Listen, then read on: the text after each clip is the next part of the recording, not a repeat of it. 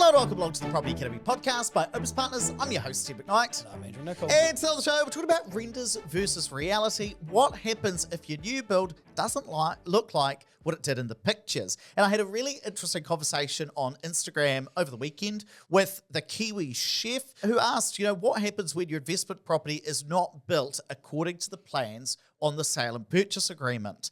And what's interesting is that sometimes properties look exactly like they do in the renders, and sometimes they don't.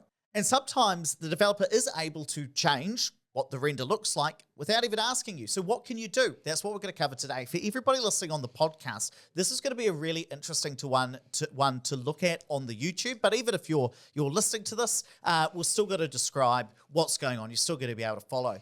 Now, what's interesting is here's an example of a property in Christchurch that looks exactly like it does in the renders.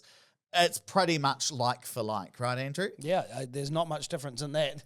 The only real difference I'd see is just in terms of some of the trees and landscaping. This has got a mature tree here. You've got a baby tree in there. But let's look at another example. This is an apartment block that's almost finished up in Auckland. We've got the render on the left, actual photo on the right. This is built by Safari Group. What do you think of that? It's almost identical.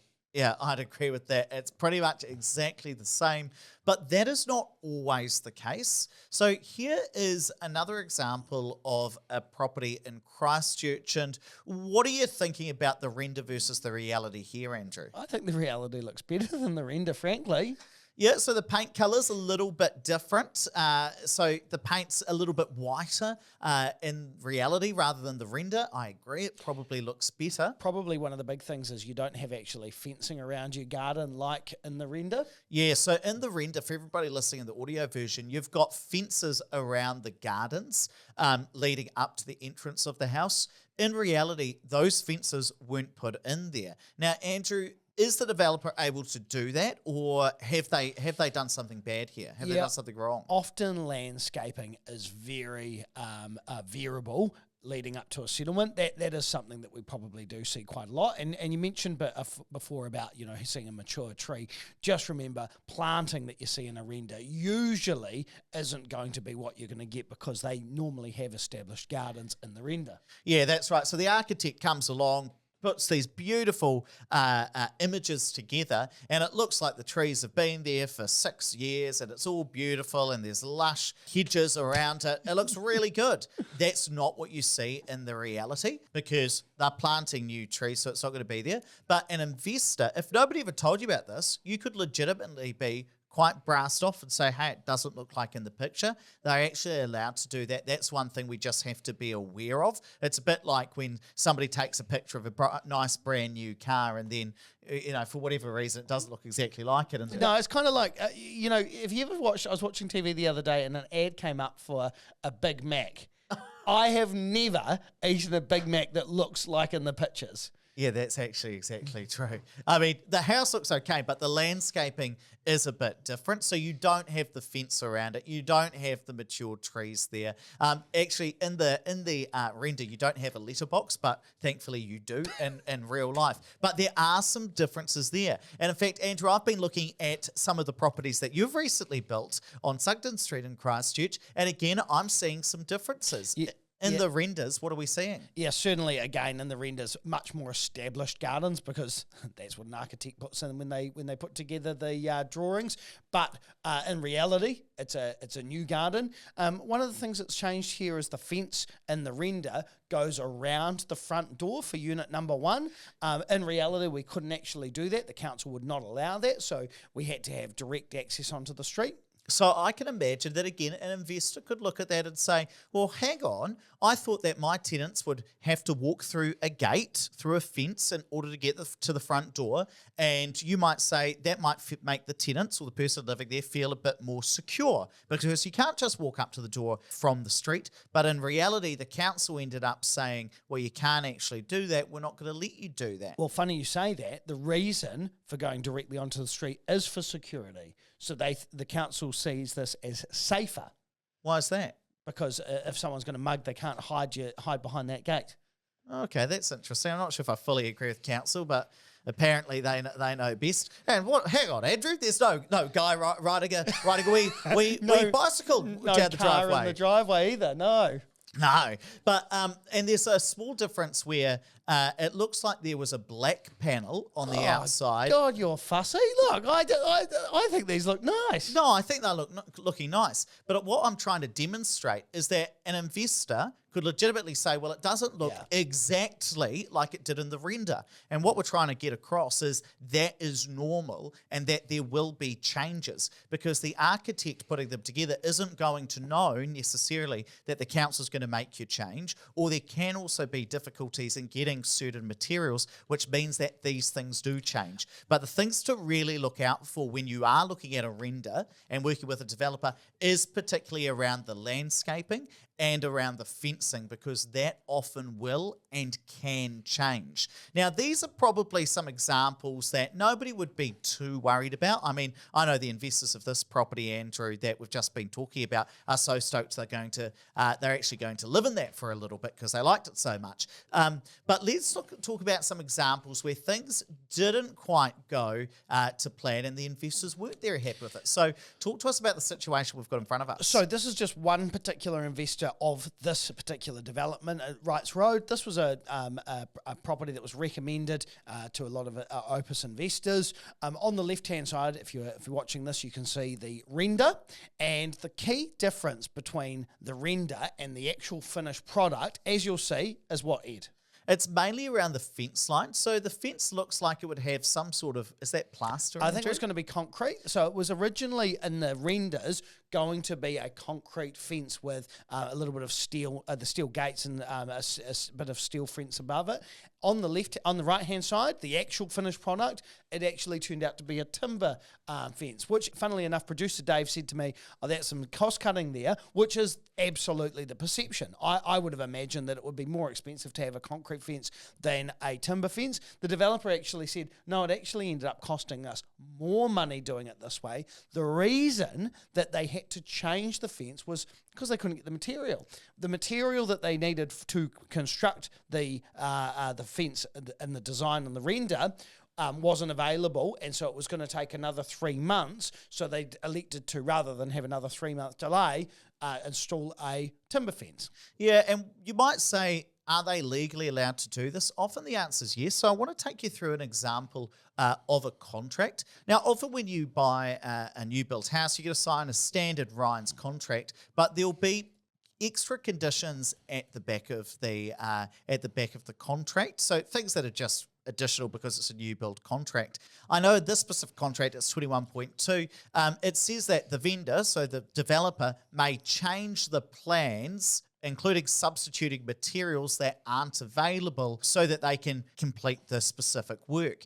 It does say that if they do change it, if they substitute some materials, they've got to be similar in standard and quality to whatever was meant to do it. So they've got the ability to change materials without asking you if they're unable to find those specific materials. And that's so that there's not a delay in getting that property built. But where you sometimes get conflict between the developer and the investor is when they say, well, that's not equivalent. So is that kind of what the investor in this scenario was saying? Hey, I realize I've got the ability to change my concrete and iron fence for something that's timber, but I actually don't think that's equivalent. Correct. That was basically the conversation. So the way we handled this particular situation was actually get the valuer who had looked at the property to say, does this affect the renter?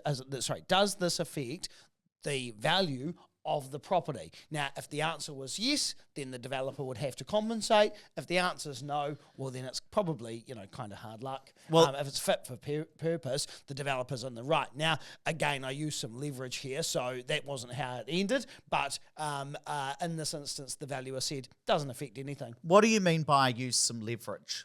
Well, because we do a lot of work with these particular developers, or lots of developers, and we've got a very public podcast, Ed, I basically said to them, you need to compensate this guy because he's unhappy. So you got something for free out of the developer. I negotiated a contribution. What's important to note, though, is that it does say that any alterations they make can't impact the value of the property. So if the developer changed something with the property and a valuer said, yeah, they've used cheaper materials, mate. Your house isn't worth as much.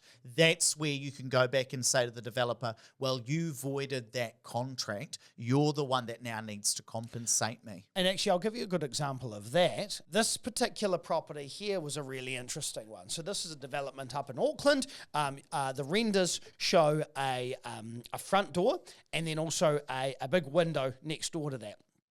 What actually happened, or what was discovered during the process, was the developer wasn't able to get that signed off by council, and so substituted that front door and the window for a ranch slider.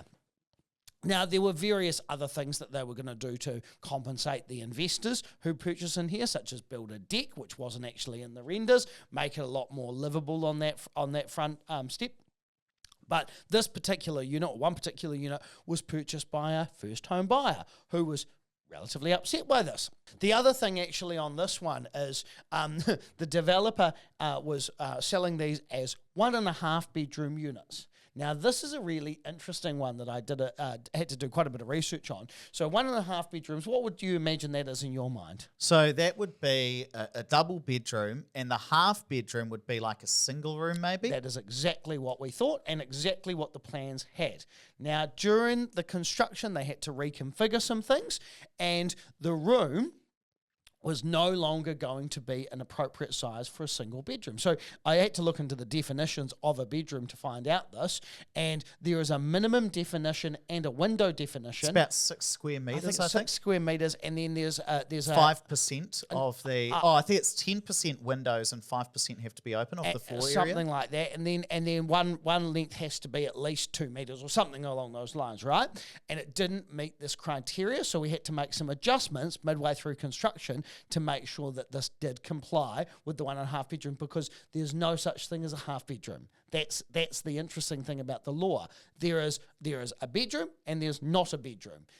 So your thoughts were exactly what my thoughts were: a single bedroom. It has to meet minimum requirements to be a bedroom, but the way that they built it, it could be a study, or the way that they were going to build it, it could be a study, so we had to get that adjusted. Well, that's sometimes what developers will say, oh, it's a half bedroom. Actually, no, it's just an office. Yeah.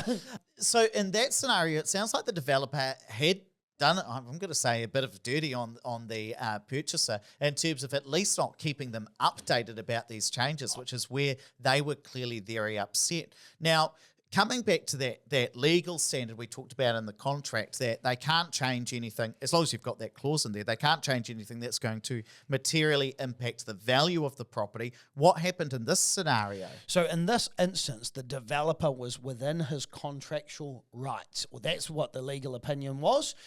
However, this is another situation where I got heavily involved and put a lot of leverage on, and that first home buyer ended up exiting that contract and getting their deposit refunded. Oh, cool. So the developer let them out. It's still a bad scenario, though, because that first home buyer has missed out on purchasing a property that they wanted. And, of course, the market can change over time. But that is why you definitely want to thoroughly vet your developers to make sure you're choosing something right. I want to come back to our friend from Instagram who messaged in and specifically talk about what happened with his house. Here on the left, I've got the render, and on the right, I've got the reality. That's not his specific unit. This is a development by a company called Urban Oaks, based out of Christchurch. What are you seeing the difference between the render and the reality there, Andrew? On the render, look, I agree. It looks much nicer. Again, you've got that typical landscaping issue in the reality.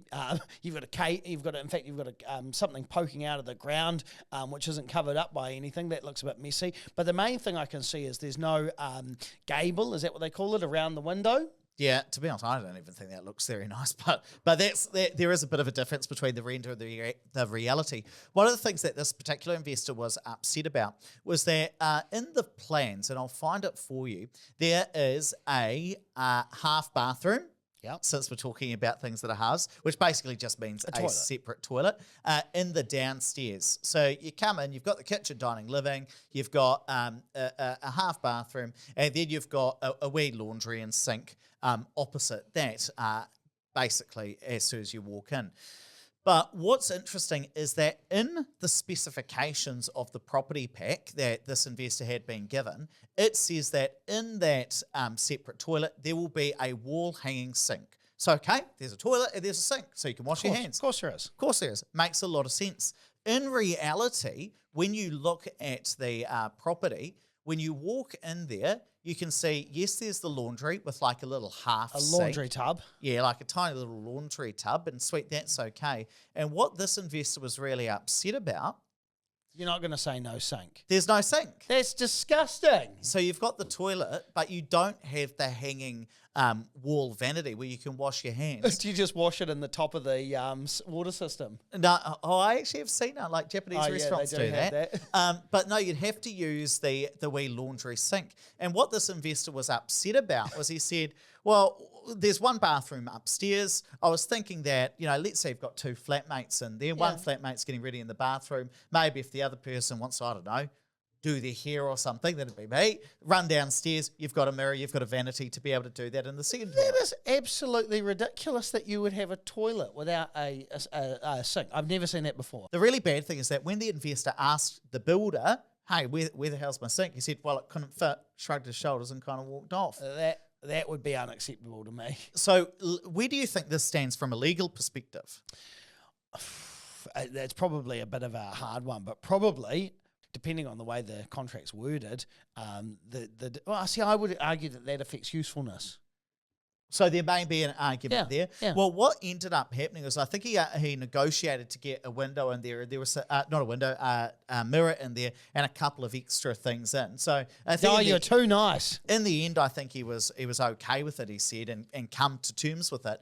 But I agree that really did impact the usefulness there. And so if I was going back to, let's just say, the specific clause we were looking at, as I said before, you can make alterations or substitutions as long as it doesn't have a detrimental effect on the value or usefulness of the completed work. So you would argue there, Andrew, this impacts the usefulness and therefore you need to be compensated. Absolutely. Look, a fence is a fence, right? When we were using the example of the fence before, it is fit for purpose. It does what it needs to do. It might not look quite as nice aesthetically. I agree with that. But is it fit for purpose? Does it affect the usefulness? No.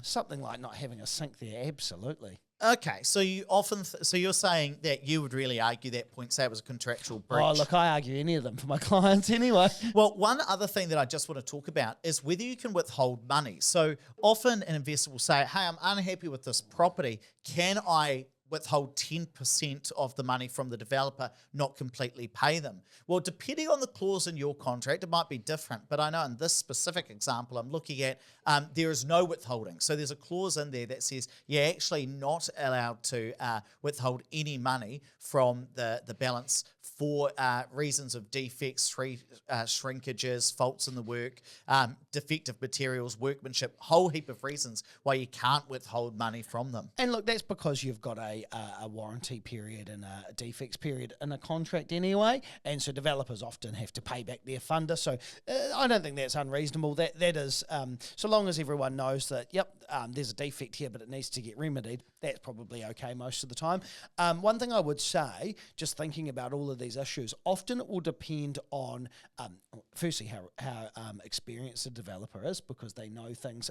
When I spoke to Matthew Horncastle from Williams Corporation about that sliding door issue, he said, I know exactly the problem. What would have happened is they would have submitted to council and there'll be an issue with the load-bearing thing. We've had this before. They strengthen it up by using those sliding doors. And he was exactly right. So because he's a more experienced developer than the developer that was doing those units, he knew that it was going to be an issue and the council was never going to sign off. But again, because these properties were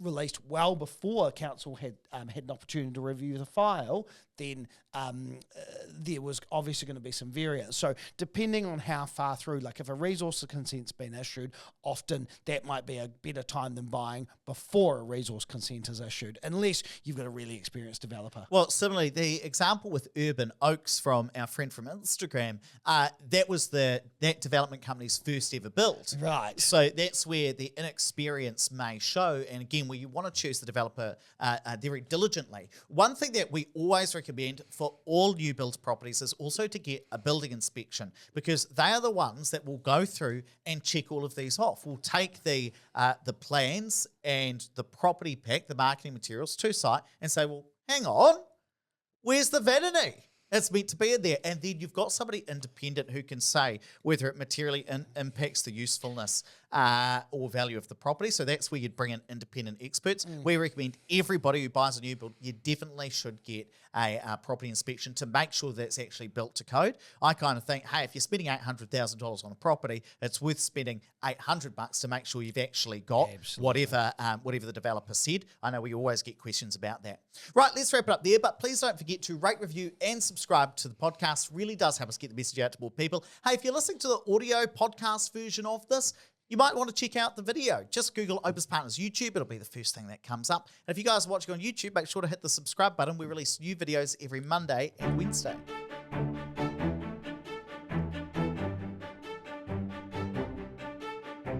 Thanks for listening to the Property Academy podcast. I'm your host, Steve McKnight. We're going to be back here tomorrow with even more daily strategies, tactics, and insights to help you get the most out of the New Zealand property market. Until next time.